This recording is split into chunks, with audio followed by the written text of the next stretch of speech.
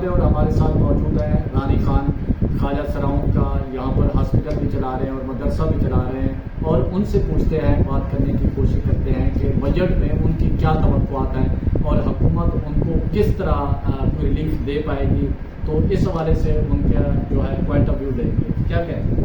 جی، budget کی relief میں صرف اتنے کہوں گی میں کہ خواجہ سرا جو ہے کافی ایجوکیٹڈ نہیں ہوتے ہیں، عموماً کی تعداد خواجہ سراؤں کی، اور جب وہ گھر سے نکلتے ہیں تو ان کی ایج جو ہے وہ سیکھنے سکھانے کی نہیں ہوتی. تو جیسے ریڑیاں لگی ہوئی، اسٹال لگی ہوئی دوسرے عام الناس کے لیے، خواجہ سراؤں کے لیے بجٹ میں اسٹال لگا ہوئے ہیں حکومت کی طرف سے.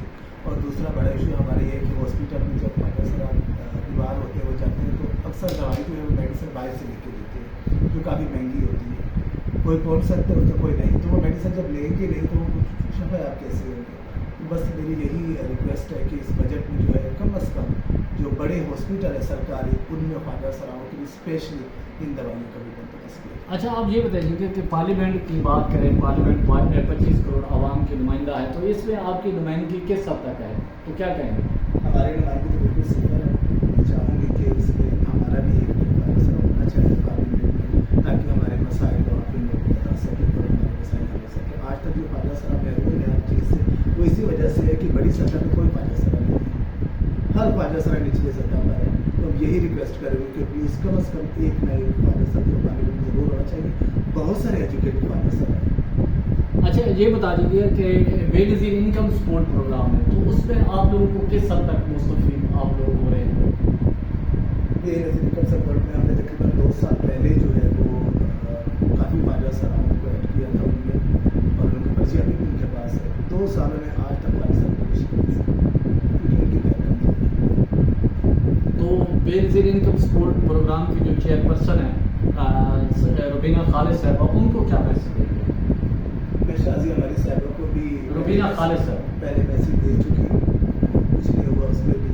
اب روبینہ خالد صاحبہ ہے، ان کو بھی یہی میسج ہے کہ پلیز وہ خواجہ سرا جو گھروں سے بھی دھتکارے جاتے ہیں، زمانے کے بھی ٹھکرائے ہوتے ہیں، کم از کم عام عوام الناس سے ان کا زیادہ حق ہوتا ہے. جب وہ لاسٹ اسٹیج میں ہوتے، پہلے تو وہ ناچنا گانا کرتے ہیں، ٹھیک ہے جوانی میں، لیکن جب وہ بوڑھے ہوتے لاسٹ اسٹیج میں ہوتے تو انہیں کوئی ایکسیپٹ نہیں کرتا. ایون کہ ہاسپٹل میں جاتے ہیں تو طرح طرح کے مذاق اڑائے جاتے ہیں ان کے. کم از کم وہ تو اس کا حق رکھتے ہیں کہ آپ 12,000 کے لوگوں کو دیتے ہیں خواجہ سراؤں کے لیے. میں نے کافی خواجہ سراؤں کو ایڈ کیا ہوا ہے ستارہ مارکیٹ میں جو ان کا ہے سینٹر وہاں پر، لیکن آج تک 2 سالوں میں کسی کو خواجہ سرا پہ کال نہیں ہے، میسج نہیں آیا ان کو میرے ٹیم کے سپورٹ کی طرف سے. تو پلیز ہم لوگوں کو بھی اس میں ایڈ کریں تاکہ ہم بھی سپورٹ کر سکیں. جی ناظرین، آپ نے سنا خواجہ سرا رانی خان جو ہے وہ اپنے مسائل، اپنی کمیونٹی کے مسائل ایڈریس کر رہے ہیں. ان کا یہ کہنا ہے کہ ان کو پارلیمنٹ ہاؤس میں بھی نمائندگی دی جائے تاکہ خواجہ سراؤں کے جو ایشوز ہیں وہاں پر بھی، بہت بڑا فورم ہے تو وہاں پر بھی ایڈریس کیے جا سکے.